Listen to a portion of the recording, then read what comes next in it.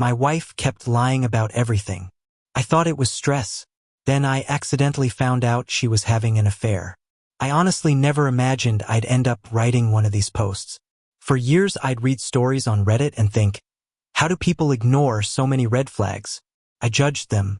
I thought I'd never be that guy. Turns out, when it's your own marriage, your brain becomes incredibly good at making excuses. I'm 33, my wife is 31, and we've been married for 6 years. Together for almost 9. No kids yet, we kept putting it off because we wanted to be financially stable first. We bought a small house 2 years ago, adopted a golden retriever, argued over paint colors, laughed at stupid reality shows. From the outside we looked completely normal.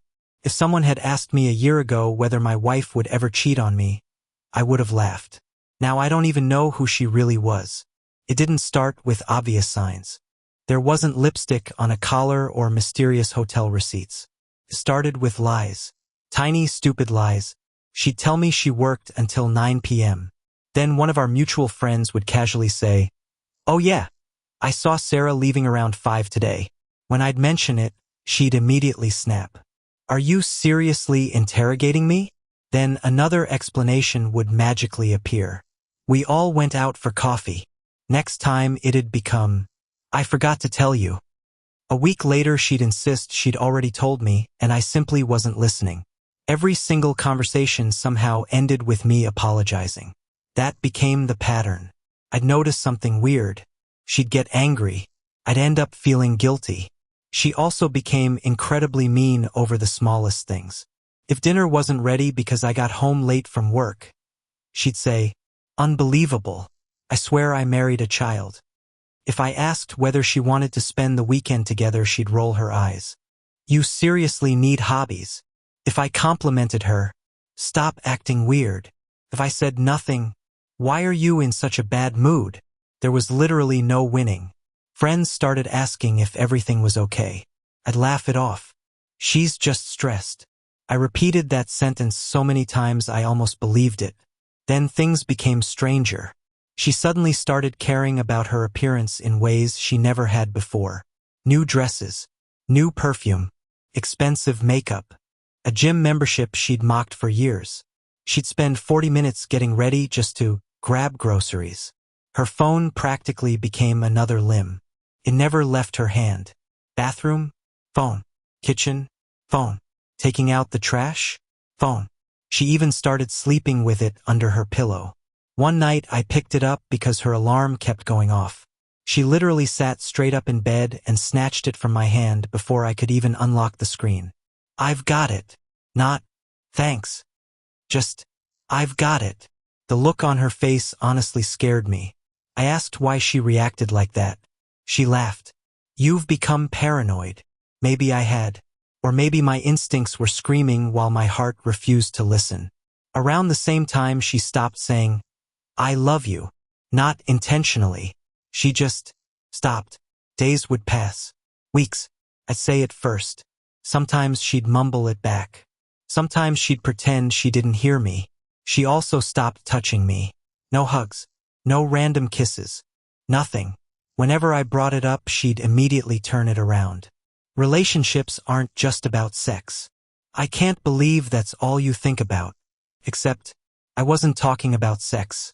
I was talking about affection. Felt like living with a roommate who secretly hated me. Then came the first huge lie I could actually prove.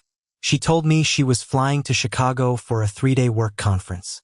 Everything sounded legitimate. She packed business clothes, printed an itinerary, complained about the early flight, even kissed me goodbye. 2 days later, I got a message from one of her coworkers. "Hey, did Sarah end up taking PTO too? The office has been crazy without her."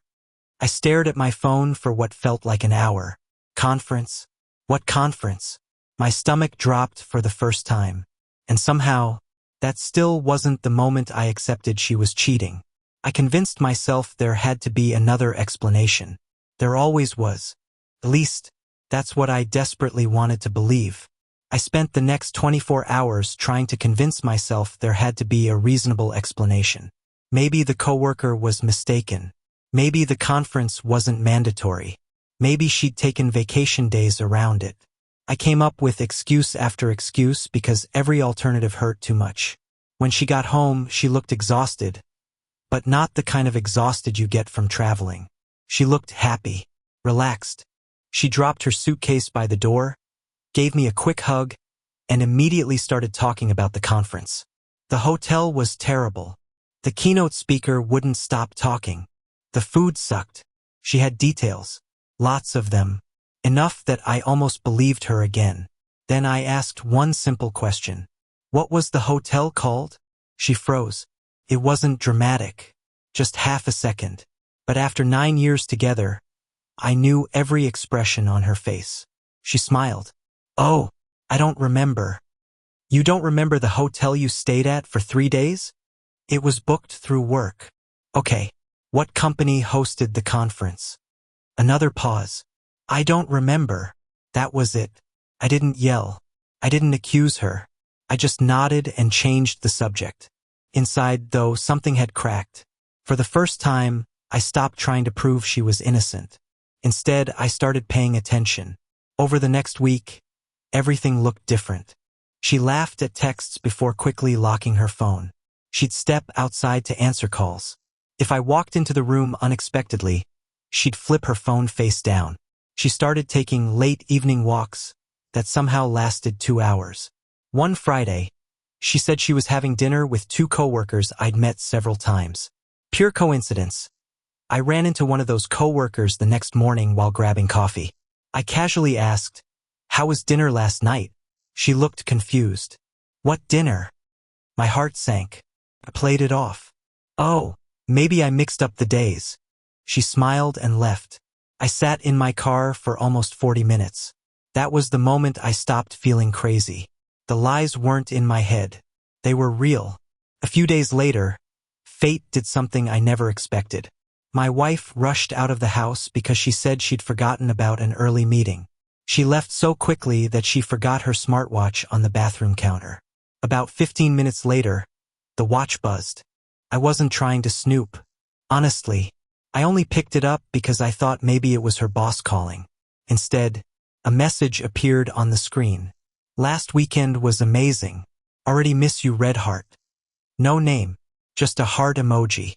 Then another notification. "Can't wait until he's out of the picture." I felt like all the air had disappeared from the room. I kept staring at the tiny screen, hoping I'd somehow misread it. Another message came in. "Delete our chat when you can." My hands started shaking. I didn't scream. I didn't throw anything. I just sat on the bathroom floor with that watch in my hand, completely numb, for almost an hour. Then my brain finally started working again. I knew if I confronted her immediately, she'd deny everything. She always did. So I took a picture of the messages with my phone. A few minutes later, the notifications disappeared from the watch. Whoever she was talking to must have deleted them. If I hadn't seen them when I did, I'd have nothing. That night, she came home acting completely normal. She kissed the dog, asked what I wanted for dinner, complained about traffic. At one point, she even looked me in the eyes and smiled. "I missed you." I've never heard for words sound so fake. I smiled back. "I missed you too." It was the hardest lie I'd ever told. Because at that exact moment, I realized I didn't actually know the woman standing in my kitchen anymore. And what happened 2 days later made everything even worse. 2 days later, I decided I couldn't live in limbo anymore. I took the day off work without telling her. She left around 8 a.m., saying she had a full day of meetings and probably wouldn't be home until late. She barely looked at me when she left. The second her car disappeared down the street, I got in mine. I hated myself for what I was doing. I never wanted to be the husband who followed his wife. But I needed the truth more than I needed my pride. She didn't drive toward her office. She drove across town. About 30 minutes later, she pulled into the parking lot of a small boutique hotel. I parked far enough away that she wouldn't notice me. Then I watched. A man walked out of the lobby. He smiled the second he saw her. She ran to him. Not walked. Ran. He wrapped his arms around her, and she kissed him like they'd been apart for months. Long enough that there was no room for doubt. No misunderstanding. No innocent explanation. My marriage ended in that parking lot. I don't remember driving home. I honestly don't. Everything after that felt like I was watching someone else's life. I spent hours sitting in silence, replaying every lie she'd ever told me, every late night, every fake work trip, every argument where she'd convinced me I was insecure or controlling. Suddenly, all of it made sense. That evening, she walked through the front door carrying takeout. She smiled. I figured neither of us would feel like cooking. For a second, I almost admired how convincing she was. Almost. I looked at her and asked quietly, "How was work?" She didn't hesitate. "Busy. Liar." The smile disappeared. "What?" "I know." She crossed her arms. "Know what?" "I know about the hotel." Silence. "I know about the messages." More silence. "I know about him." For a split second, I saw panic in her eyes. Then it vanished. She rolled her eyes. "Oh my God." That was her response. Not guilt. Not regret. Annoyance. "You're spying on me now?" I couldn't believe what I was hearing. "I watched you kiss another man." She shrugged. "It wasn't what you think." I actually laughed. "What exactly do you think I saw?" She sighed dramatically, as if I were wasting her evening. "You've been emotionally unavailable for months." I just stared at her. She continued. "I was lonely. Then, you pushed me away. Then, I wasn't planning for this to happen. Then, it's partly your fault." Every sentence was another attempt to avoid saying the only words that mattered. "I'm sorry." She never said them. Instead, she admitted they'd been seeing each other for almost 8 months. 8 months. The exact amount of time she'd been treating me like garbage. I asked the question that had been eating me alive. "Do you love him?" She looked away. "I don't know." That hurt more than if she'd simply said yes. Then she admitted something that completely shattered whatever was left inside me. The Chicago conference had never existed. Neither had several business dinners, or girls' weekends, or overtime. Almost every story she'd told me for months had been a lie. I asked her one final question. "Was there ever a point where you were going to tell me?" She answered without emotion. "I was waiting until I knew what I wanted." I nodded. "So I was your backup plan." She didn't answer. She didn't have to. The silence told me everything. I walked upstairs, packed a suitcase, grabbed a folder with our financial documents, and headed for the front door. She finally looked nervous. "Where are you going?"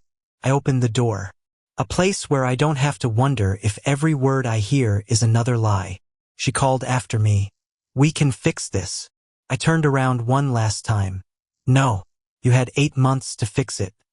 Then I walked away without looking back. The next morning I called a divorce attorney, and that's when the final twist hit me. The morning after I left, I barely slept. I kept replaying everything in my head, wondering if I'd missed some magical clue that could have changed the outcome. Deep down, I knew the answer was no. You can't save a marriage when only one person is trying to protect it. The first call I made was to a divorce attorney. He listened to my story without interrupting, then said something that stuck with me. "Don't make decisions based on who you thought she was. Make them based on who she's shown herself to be." That sentence hurt because it was true. Over the next few weeks, reality hit me in waves. My wife went from begging me to come home to acting like I was the villain. One day she'd text, "Please, let's talk. We can go to counseling." The next day, "You're throwing away our marriage." Then, "You neglected me for years." Then she'd switch again. "I made a mistake." Every conversation came with a different version of the story. The lies never stopped. Eventually, I learned the truth from someone I never expected. Her affair partner's girlfriend. She reached out to me after finding my number through social media. She had no idea my wife was married. She thought she was in a committed relationship with him. The two of us compared timelines, screenshots, and messages. The affair hadn't just been built on lies to me. It was built on lies to everyone involved. When my wife found out we'd spoken, she exploded. She accused me of trying to ruin her life. I remember looking at my phone and thinking, You ruined your own life. I'm just refusing to cover for you anymore. The divorce wasn't quick, but it was surprisingly straightforward. By then, I wasn't fighting to save the marriage. I was fighting to get my peace back. I moved into a small apartment that felt painfully empty at first. The silence was brutal. There were nights I reached for my phone just to tell her about something funny that happened before remembering we weren't those people anymore. Healing wasn't linear. Some mornings I felt relieved. Other mornings I'd sit in my car before work wondering how someone I trusted with everything could lie so effortlessly. Therapy helped. So did my friends. Especially the ones I'd unintentionally pushed away while trying to convince myself everything at home was fine. Little by little, life became mine again. I started going to the gym, not because I wanted revenge, but because I wanted to feel strong again. I picked up old hobbies. I traveled. I spent weekends with people who didn't make me question my own reality. Months later, I heard through mutual friends that my ex-wife's relationship with the other man had fallen apart. Apparently, neither of them trusted the other. I wasn't surprised. A relationship that begins with deception rarely becomes one built on trust. By then, though, it didn't matter to me anymore.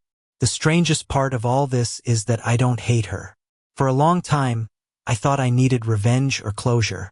I didn't. What I actually needed was distance. Enough distance to see the truth without the fog of love. If there's one thing this experience taught me, it's this. Don't ignore repeated lies because they're small. People who constantly lie about little things are often testing whether you'll accept bigger ones later. And don't let someone convince you that questioning obvious inconsistencies makes you controlling or insecure. Trust is the foundation of every healthy relationship. Without it, you're not building a marriage. You're maintaining an illusion. If you're reading this because something in your own relationship feels off, don't rush to conclusions. But don't silence your instincts either. Ask questions. Pay attention to actions, not excuses. And remember this, someone who truly loves you won't make you feel guilty for wanting honesty. Leaving was the hardest decision I've ever made. It was also the best one. I lost the woman I thought I married. But in the process, I found myself again.